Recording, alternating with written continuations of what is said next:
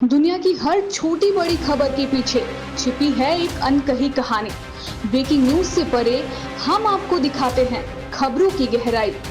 अंतर कथा पर जानिए हर महत्वपूर्ण घटना का असली सार। क्या आपने कभी सोचा है एक एयरपोर्ट पर खड़े खड़े आपकी फ्लाइट अचानक स्क्रीन से गायब हो जाए और अगली ही मिनट एयरलाइन यह कह दे कि ये हमारी गलती नहीं है?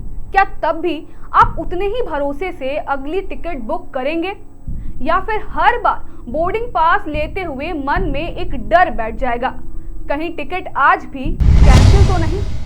इसी हकीकत से पिछले दिनों हजारों यात्री गुजरे जब इंडिगो ने अचानक 10% उड़ानें कम की, सैकड़ों फ्लाइट कैंसिल हुई और यह मुद्दा सीधे संसद राज्यसभा तक पहुंच गया। लेकिन असली सवाल यह नहीं है। असली सवाल यह है कि ऐसा हुआ कैसे? कौन सी वजह इतनी बड़ी थी कि एशिया की सबसे बड़ी लो कॉस्ट एयरलाइन की पूरी व्यवस्था हिल गई? और सबसे जरूरी, यात्रियों का भरोसा अब किस दिशा में जाएगा? नमस्कार, आप देख रहे हैं मिरर मीडिया।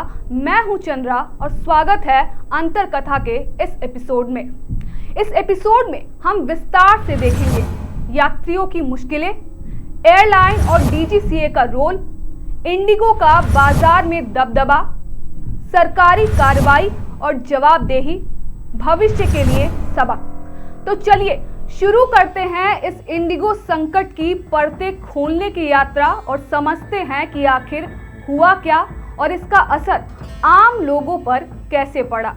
पिछले कुछ हफ्तों में देश की सबसे बड़ी एयरलाइन कही जाने वाली इंडिगो की उड़ानों में जो हो रहा है वह सिर्फ एक ऑपरेशनल समस्या नहीं, बल्कि आम यात्रियों की जिंदगी से जुड़ा गंभीर मुद्दा बन चुका है। हर दिन करीब 170 से 200 फ्लाइट्स रद्द हो रही हैं, किसी की छुट्टियां बर्बाद हो रही हैं, किसी की बिजनेस डील लटक रही है और किसी के जीवन के सबसे खास पल, कभी वापस न आने वाले पल छिनते जा रहे हैं। इन्हीं घटनाओं के बीच एक ऐसा मामला सामने आया जिसमें एक नवविवाहित जोड़ा अपनी ही शादी की रिसेप्शन पार्टी में मौजूद नहीं हो सका। कारण, इंडिगो की फ्लाइट पहले बार बार लेट हुई और फिर आखिरकार कैंसिल। रिसेप्शन का समय पहले से तय था, मेहमान आ चुके थे, हॉल सजा हुआ था, रस्में होनी थी, लेकिन दूल्हा दुल्हन वो वहां नहीं थे। उन्होंने अपने जीवन के उस सबसे अहम दिन को मोबाइल और लैपटॉप के स्क्रीन के जरिए जिया। वर्चुअली मुस्कुराए, वर्चुअली मेहमानों का अभिवादन किया। उधर उनके माता पिता समारोह स्थल पर मौजूद थे, परंपराएं निभाते हुए, मेहमानों का स्वागत करते हुए और भीतर ही भीतर उस खालीपन को महसूस करते हुए जहां उनके बच्चे होने चाहिए थे। सवाल सिर्फ एक फ्लाइट कैंसिल होने का नहीं है, सवाल भरोसे का है, सवाल जिम्मेदारी का है, सवाल उन पलों का है जिनकी कोई रीबुकिंग नहीं होती। एयरपोर्ट पे जब हालात काबू से बाहर होने लगे, जब रोजाना सैकड़ों उड़ानें रद्द होने लगी, तब डीजीसीए को हस्तक्षेप करना पड़ा। डीजीसीए ने इंडिगो को साफ निर्देश दिया, पहले चरण में अपनी उड़ानों की संख्या 5% तक घटाइए और एक रिवाइज स्केड्यूल जमा कीजिए ताकि यात्रियों को कम से कम आखिरी वक्त की परेशानी ना झेलनी पड़ी। लेकिन जमीनी सच्चाई इससे कहीं ज्यादा गंभीर थी। एयरलाइन की परिचालन चुनौतियां इतनी बड़ी निकली कि 5% की कटौती भी नाकाम साबित हुई। आखिरकार उड़ानों में कुल 10% की कटौती लागू करनी पड़ी। अब इसका सीधा असर किस पर पड़ा? उस आम यात्री पर जिसने महीनों पहले टिकट बुक किया था, जिसने होटल, कैब, मीटिंग्स और छुट्टियों की प्लानिंग कर रखी थी। फ्लाइट कैंसिल हुई तो नया टिकट महंगे दाम में लेना पड़ा। होटल बुकिंग, कई कनेक्टिविटी फ्लाइट छूटी और जेब पर अतिरिक्त बोझ पड़ा। बात सिर्फ पैसों की नहीं है, यह असर डालता है लोगों की जिंदगी के खर्च, उनके समय और उनके मानसिक तनाव पर भी। इंडिगो के सीईओ पीटर एल्बर्ट ने सफाई और माफी भी मांगी है। उन्होंने स्वीकार किया कि एयरलाइन कस्टमर अनुभव का वादा पूरा नहीं कर पाई और परिचालन चुनौतियां जैसे कि क्रू रोस्टरिंग, पायलट रेट नियम, तकनीकी गड़बड़ियां और मौसम आदि के कारण बड़े पैमाने पर उड़ानें प्रभावित हुई। अब हम बार बार केवल सॉरी कहकर निकल नहीं सकते। यह यात्रियों के समय, खर्च और विश्वास के साथ खिलवाड़ है और इसे ठीक करने के लिए ठोस कार्रवाई की जरूरत है। जब एक एयरलाइन को पहले से अपनी सीमाओं का अंदाजा था, तो सवाल उठता है, क्या इतनी बड़ी संख्या में टिकट बेचकर बाद में उड़ानें काट देना यात्रियों के साथ इंसाफ है? दरअसल अब बात उस नोटिस की करते हैं जिससे ये सारी समस्याएं पैदा हुई। जरा इस तस्वीर को ध्यान से देखिए क्योंकि यहीं से पूरी कहानी साफ होती है। मिनिस्ट्री ऑफ सिविल एविएशन के तहत DGCA ने जनवरी 2024 में एक बड़ा ऐलान किया। इस नोटिफिकेशन में साफ लिखा था, DGCA ने फ्लाइट क्रू के लिए फटीग रिस्क मैनेजमेंट सिस्टम में महत्वपूर्ण बदलाव किए हैं। मकसद था पायलट के थकान को कम करना, फ्लाइट सेफ्टी को बेहतर बनाना और एविएशन सेक्टर की तेज ग्रोथ के साथ संतुलन बनाना। इन नियमों के तहत पायलट के ड्यूटी टाइम को सीमित किया गया, ज्यादा रेस्ट पीरियड अनिवार्य किया गया, खासकर नाइट फ्लाइट्स पर कड़े नियम लगाए गए और सबसे अहम बात, सभी एयरलाइन ऑपरेटर को 1 जून 2024 तक इन रिवाइज नियमों को लागू करना अनिवार्य कर दिया गया। यानी समय दिया गया था, स्पष्ट दिशा निर्देश थे, अंतर्राष्ट्रीय बेस्ट प्रैक्टिस के मुताबिक नियम बनाए गए थे। लेकिन जमीन पर क्या हुआ? जब उड़ानों की बड़े पैमाने पर कटौती शुरू हुई, जब एयरपोर्ट पर अफरा तफरी मची, जब यात्री परेशान हुए, तो समाधान नियमों को ठीक से लागू करना नहीं बना, बल्कि हालात इतने बिगड़े कि नए बनाए गए नियमों को ही वापस ले लिया गया और एयरलाइंस को कहा गया, फिलहाल पुराने नियमों पर ही काम करो। यानी सवाल ये नहीं है कि नए नियम गलत थे या सही, सवाल ये है कि अगर नियम पायलट्स की सुरक्षा के लिए थे, अगर वे यात्रियों की सेफ्टी बढ़ाने के लिए थे, अगर उन्हें लागू करने के लिए महीनों का समय दिया गया था, तो फिर अव्यवस्था की कीमत यात्री क्यों चुकाए और आखिर में नियमों को ही क्यों हटाया गया? Ladies and gentlemen, I'm Peter Elbers, the CEO of Indigo. I want to share with you that we have experienced severe operational disruptions for the past few days. Since then, the crisis continued to aggravate, with today, December 5th, being the most severely impacted day, with the number of cancellations well over 1,000, or more than half of our number of daily flights.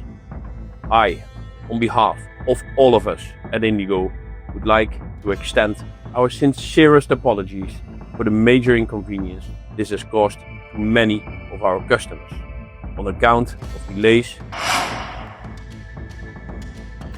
अब हम एक और महत्वपूर्ण बातों की तरफ भी आपका ध्यान मोड़ना चाहते हैं, क्योंकि इस घटना से एक और जरूरी चीज जो समझ आया वो है कि भारत में एविएशन मार्केट इंडिगो का दबदबा बहुत तेजी से बढ़ा है और अभी जो हुआ वो आने वाले वक्त में भी हो सकता है, क्योंकि भारत की डोमेस्टिक एविएशन मार्केट में सबसे बड़ा खिलाड़ी इंडिगो है। एक्सपर्ट का कहना है कि इसका दबदबा सिर्फ कंपटीशन को कम नहीं करता, बल्कि टिकट प्राइसेस, पॉलिसीज और सर्विस स्टैंडर्ड्स पर भी असर डालता है। और इंडिगो की ताकत इसके पास मौजूद 3 मुख्य चीजों में है: सबसे बड़ी फ्लीट, सबसे ज्यादा रूट्स और कम टिकट रेट्स। अगर हम भारत की एयरलाइंस और उनके मार्केट शेयर को देखें तो स्थिति इस प्रकार है: इंडिगो 55%, एयर इंडिया 13%, स्पाइसजेट 10%, विस्तारा 7%, गो एयर एंड गो फर्स्ट 6%, आकाशा एयर 2%। इंडिगो का दबदबा केवल एविएशन तक सीमित नहीं है, बड़े कॉर्पोरेट्स कई सेक्टर में अपनी पकड़ बना रहे हैं। यहाँ यह सवाल उठता है कि क्या कंपटीशन लॉ सही से लागू हो रहा है? स्टार्टअप्स के मार्केट में एंट्री पहले से ज्यादा मुश्किल होती जा रही है। शॉर्ट टर्म में हमें लो प्राइसेस और एफिशिएंसी दिखाई देती है, लेकिन लॉन्ग टर्म में कंपटीशन की कमी से टिकट प्राइस बढ़ सकते हैं, सर्विस स्टैंडर्ड्स घट सकते हैं और पूरे इकोनॉमिक इकोसिस्टम पर नकारात्मक असर पड़ सकता है। इसीलिए सरकार के लिए जरूरी है कि वो अवेयरनेस बढ़ाएं और स्ट्रॉन्ग रेगुलेटरी एक्शन ले, ताकि इस देश की लोकतांत्रिक पहचान सुरक्षित रहे। यदि किसी एक एयरलाइंस जैसे इंडिगो के हाथ में मार्केट का पूरा नियंत्रण चला गया तो नुकसान सबसे ज्यादा आम जनता को उठाना पड़ सकता है। कंपटीशन बनाए रखना सिर्फ बिजनेस की बात नहीं, बल्कि आम जनता के हित और देश की आर्थिक लोकतंत्र के लिए भी बहुत जरूरी है। इसके बाद दिल्ली हाईकोर्ट ने केंद्र सरकार और डीजीसीए से तीखे सवाल पूछे। आखिर ऐसी स्थिति बनी ही क्यों? क्या समय रहते कोई ठोस तैयारी की गई थी? कोर्ट ने साफ शब्दों में कहा कि यह मामला केवल किसी एक एयरलाइन की लापरवाही का नहीं, बल्कि यह पूरे सिस्टम की विफलता को दर्शाता है। कोर्ट की सख्ती के बाद सरकार हरकत में आई। 4 वरिष्ठ अधिकारियों को उनके पद से हटाया गया और इंडिगो के सीईओ को अदालत में तलब किया गया, ताकि यह समझा जा सके कि समस्या को कितनी गंभीरता से लिया गया और जमीनी स्तर पर क्या कदम उठाए गए। इसके बाद आगे क्या हुआ, तो डीजीसीए ने अब इस पूरे मामले की गहराई से जांच के लिए एक विशेष समिति का गठन किया है। वहीं सुप्रीम कोर्ट ने फिलहाल इस पर सुनवाई से इनकार करते हुए कहा है कि जब मामला पहले से ही हाई कोर्ट में विचाराधीन है तो वहीं इसका निपटारा होना चाहिए।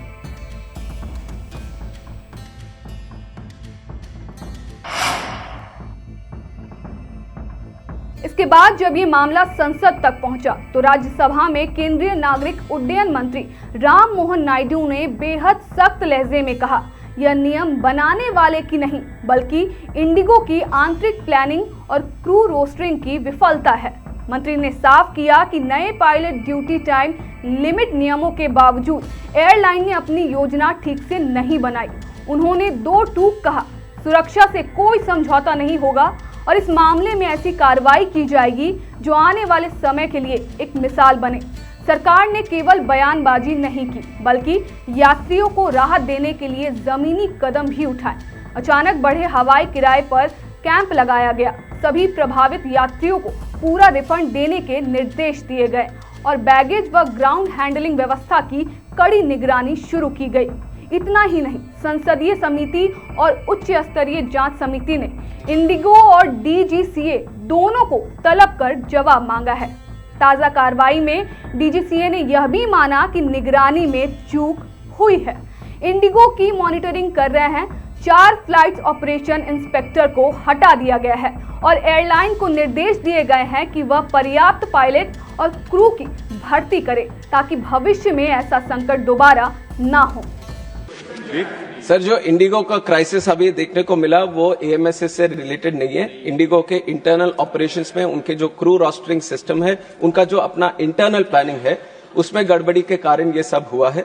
ये एफडीटीएल में जो बदलाव, I am expending on this question sir because the house also wants to know and the nation also wants to know, so I would like to spread some light on this. 1st November 2025 there have been new FDTL guidelines into place.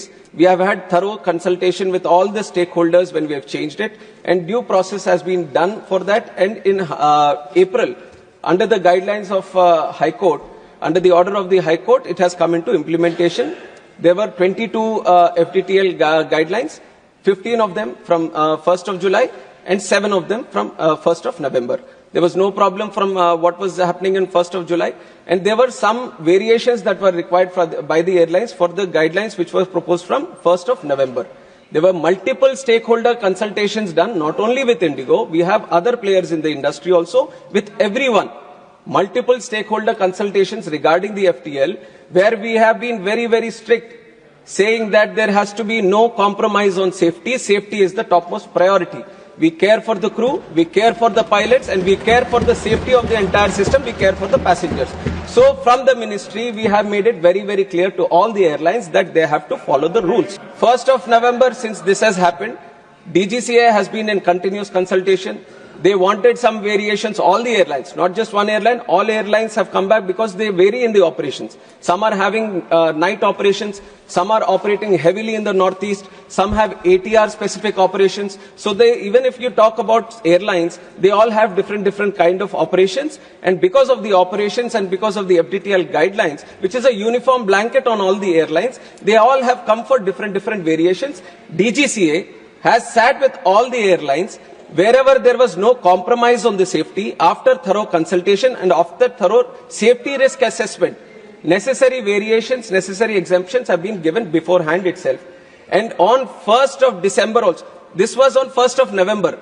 What honorable member has also observed, we are talking about December 3rd, after 1 month. So there was 1 full month of operations in the new FDTL also. Why I am mentioning this point, even though we are saying because of the FTTL this situation has arisen, there have been lot of internal complications. This is a day-to-day operations thing that the IndiGo should have maintained. IndiGo was supposed to manage the crew, was supposed to manage the roster through its day-to-day operations. We are there to check if the FDTL is properly implemented or not, and there has been no compromise on that side. And for 1 thorough full month we have been observing. On 1st of December, we had a meeting with IndiGo on FDTL itself. When they required some clarifications, we have given the clarifications also with that idea, and they have not flagged this issue. So everything was running normal till then. Suddenly, we have observed this on 3rd. Immediately, once this was observed, the ministry came into the picture. We have taken over the situation at the airports. We have consulted all the stakeholders, and then you have seen how things have unfolded for those 2 days. Definitely, there was a lot of difficulty that has faced by the passengers. We are not taking this situation easily. We are doing an inquiry, and we will take very strict action, not only for this situation, but also as an example. We will set an example for all the airlines. If there is any miscompliance, any non-compliance or non-adherence, for any single person, any entity or any organization or any operator functioning in this civil aviation, this thing, we will take very strict action so that we set an example in the industry. Indigo संकट ने ये साफ दिखा दिया है कि जब corporate planning नाकाम होती है तो उसकी कीमत आम यात्रियों को चुकानी पड़ती है। सरकार, डीजीसीए और संसद तीनों स्तरों पर हुई कार्रवाई यह संकेत देती है कि अब सिर्फ चेतावनी नहीं बल्कि जवाबदेही तय की जा रही है। लेकिन सवाल अब भी कायम है, जब नियम पहले से तय थे तो इंडिगो ने समय रहते तैयारी क्यों नहीं की? क्या मुनाफे की होड़ में यात्रियों की सुविधा और सुरक्षा को नजरअंदाज करना सही है? और क्या देश की सबसे बड़ी एयरलाइन से ऐसी लापरवाही स्वीकार की जानी चाहिए? और सबसे बड़ा सवाल, क्या हम इसे सिर्फ एक हादसा मान लें या इसे भविष्य के लिए एक चेतावनी समझें?